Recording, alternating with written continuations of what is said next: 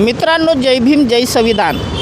नागपूर महानगरपालिकेच्या निवडणुका 15 जानेवारीला आहेत आणि सर्वच राजकीय पक्ष हे उमेदवारी म्हणून लढत आहेत. आज प्रभाग 17मध्ये peoples party of India democratic पक्षाचे अधिकृत उमेदवार दिलीश रमेश झलके आणि सोनाली बाबूलाल पांडे, ओपुल रामदास तामगाडगे हे उमेदवार उभे आहेत. आज आपण त्यांच्याशी वार्ता करूया. सर, नागपूर महानगरपालिका क्रमांक 17मधून तुम्ही उभे आहात. तुम्ही जनतेपर्यंत कोणते मुद्दे घेऊन जातात? सर्वप्रथम मी आपलं नाव सांगणार. मी दिलीप रमेश झलके. माझे राहणं इंदिरानगर 2मध्ये राहतो. माझं एज्युकेशन BA ग्रॅज्युएशन झालेलं आहे आणि मी जनतेपर्यंत जे गव्हर्मेंटचे जे सुविधा आहे, जे आतापर्यंत जे नगरसेवकांनी आमच्यापर्यंत पोचवले नाही, मी ते पोचवायची कोशिश करणार. आणि जे हे आमची जिल्हा परिषदची जी शाळा आहे त्याला मी इंग्लिश मीडियम बनवायची प्रयत्न करणार. आणि समोर मी जे नोटिसा येतात, जे रेल्वे पट्टीवर ज्यांचे गरिबांचे घरं आहे ते त्यांना नोटीस पाठवतात, त्यांना परेशान करणार, ते मी सुप्रीम कोर्टापर्यंत मी त्यांना नेईन, अप्रूव्हल टाकणार आणि मी त्यांना हक्क मिळवून देणार. सर, जो आपला सरकारी शाळा आहेत त्या बंद पडत आहेत आणि बेरोजगाराचा हा प्रश्न खूप महत्त्वपूर्ण आहे. तुम्ही काय सांगाल?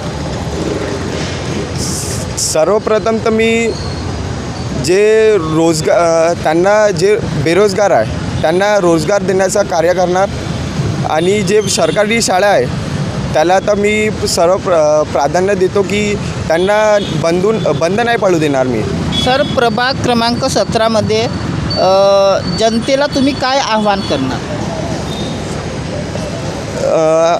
आम्ही जनतेला हेच म्हणणार की नवीन युवकांना प्राधान्य द्या आणि त्यांना पण पुढाकार घेऊ द्या. सुशिक्षित व्यक्ती आहो आम्ही आणि समोर येणाऱ्या पिढीला तरुणांची गरज आहे. तर तुम्ही प्रथम तरुणांना प्राधान्य द्या. छान. आम्ही जनतेला आवाहन करतो की आमचा पॅनल सिटी आहे, तुम्ही आम्हाला मतं द्या आणि आम्हाला निवडून आणा. आपल्यासमोर अजून अधिकृत उमेदवार आहेत. सर, प्रभाग क्रमांक 17मध्ये सांडपाण्याची जे दुरावस्था आहे, कुठं खंब्याला लाईट आहे, कुठे खंबा आहे पण लाईट नाही, अशी अवस्था आहे. तुम्ही काय सांगाल? तुम्ही जनतेपर्यंत कोणते मुद्दे घेऊन जाता? सर्वप्रथम धन्यवाद की तुम्ही आमच्यासारख्या एक सामान्य गरीब उमेदवारांची तुम्ही मुलाखत करण्यासाठी आले आहे. त्याबद्दल आपल्या सर्वांचे मनापासून मी आभार मानतो आहे, अभिनंदन करतो आहे. आणि प्रभाग क्रमांक 17 हा प्रभाग क्रमांक 17 रामबाग, इमामवेढा, इंदिरानगर, जाटतोडी, धम्मनगर, बारासिंगल, बोरकर नगर, चंद्रमणीनगर, विश्वकर्मानगर, उंटखाना असा संपूर्ण प्रभाग मोठा प्रभाग आहे. आणि या प्रभागामध्ये अनेक अशा समस्या आहे. ते एक अशी समस्या नाही तर अनेक अशा समस्या आहे.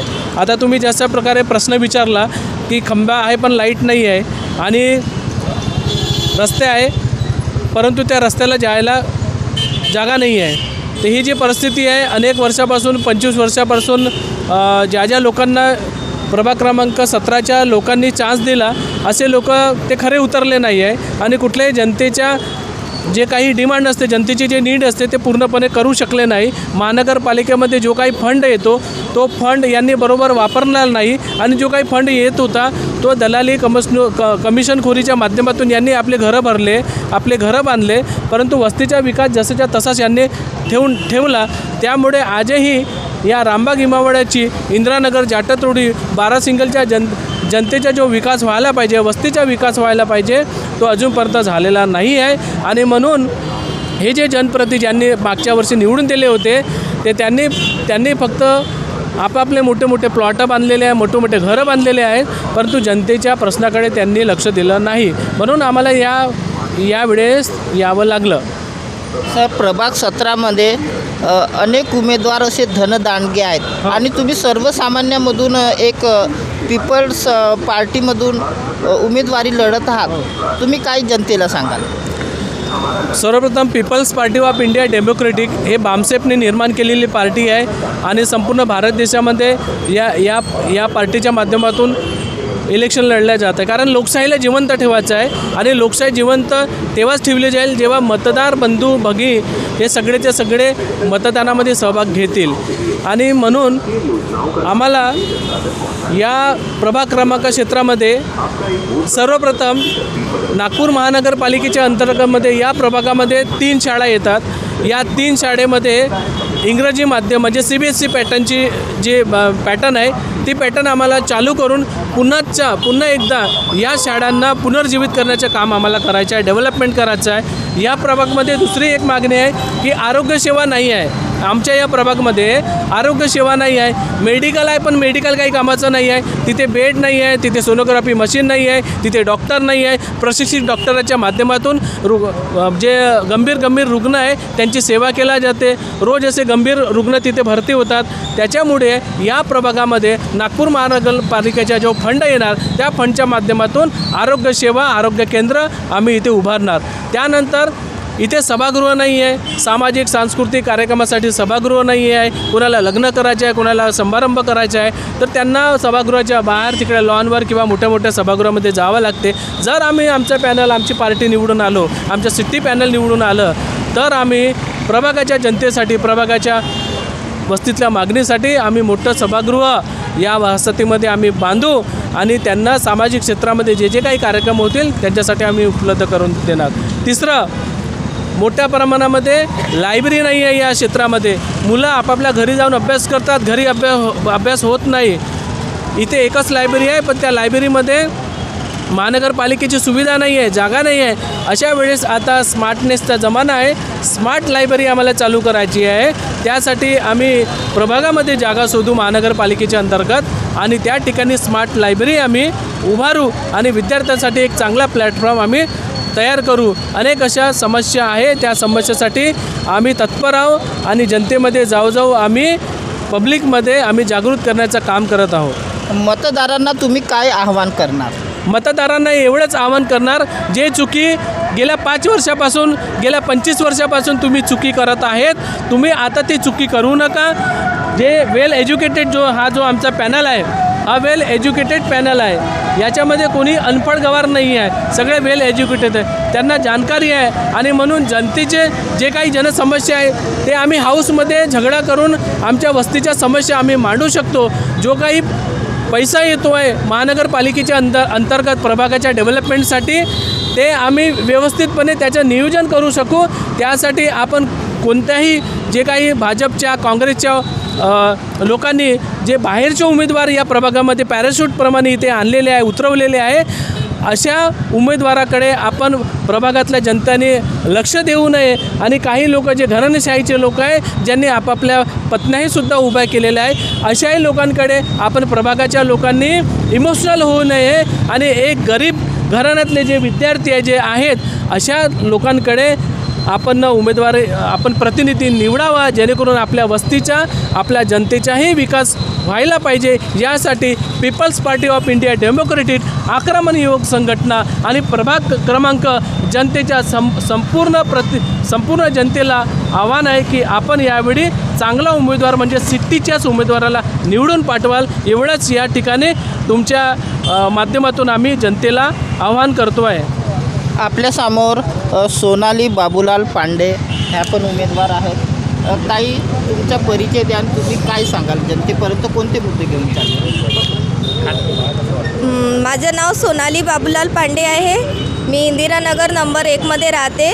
मी जनतेला हे सांगते की आपल्या वस्तीत जे काही प्रॉब्लेम आहे ते बाहेरचे लोक येऊन सॉल्व नाही करू शकत. बाहेरचे उमेदवार तुम्ही जे निवडून आणता, कोणी कुठे राहते मानेवाडा, कोणी चंदननगर, आणि तिथे जेव्हा तुम्ही जाता तर ते असे म्हणतात की तुमच्यामुळे आम्ही निवडून नाही आले आहे, आम्हाला आमच्या वस्तीतल्या लोकांनी निवडून आणलं आहे.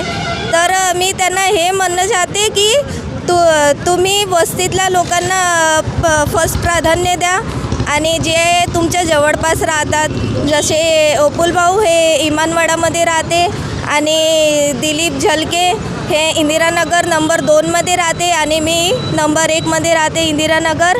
तर तुम्ही फर्स्ट प्राधान्य तुमच्या वस्तीतल्या उमेदवारांना द्या, त्यांना निवडून आणा जे त्या गरिबीत राहतात आणि गरिबाची जाणीव ठेवू शकते. तर तुम्ही आम्हाला चान्स द्या आणि आमची सिटीची हे बटन दाबून आम्हाला बहुमत मताने विजयी करा.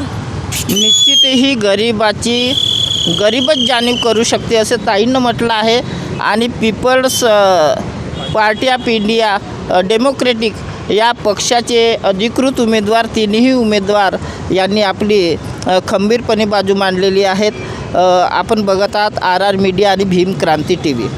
पीपीआईडी क्या करेंगी, समता का संघर्ष करेगी, पीपीआईडी क्या करेंगी, समता का संघर्ष करेगी. पीपीआईडी आई है, नई रोशनी लाई है, पीपीआईडी आई है, नई रोशनी लाई है. ओपुल भाऊ आगे बढ़ो, हम तुम्हारे साथ हैं, ओपुल भाऊ आगे बढ़ो, हम तुम्हारे साथ हैं, दिलीप भाऊ आगे बढ़ो, हम तुम्हारे साथ हैं, सोनाली ताई आगे बढ़ो, हम तुम्हारे साथ हैं. अरे वारे सिटी, अरे वारे सिटी. आक्रमण युवक संघटना जिंदाबाद, जिंदाबाद जिंदाबाद, आक्रमण युवक संघटना जिंदाबाद. जिंदाबाद जिंदाबाद. ये सरकार वो सरकार, चोर लुटेरों की सरकार, ये सरकार वो सरकार, चोर लुटेरों की सरकार, रोजी रोटी दे न सकी जो, और सरकार निकम्मी है, जो सरकार निकम्मी है, वो सरकार बदलनी है, जो सरकार निकम्मी है, वो सरकार बदलनी है. बाबासाहेब आंबेडकरांचं परमपूज्य डॉक्टर बाबासाहेब आंबेडकरांचा, जय हो, परमपूज्य डॉक्टर बाबासाहेब आंबेडकरांचा, जय हो, महात्मा ज्योतिबा फुल्यांचा, जय हो, क्रांतीज्योती सावित्रीबाई फुल्यांचा. जय हो.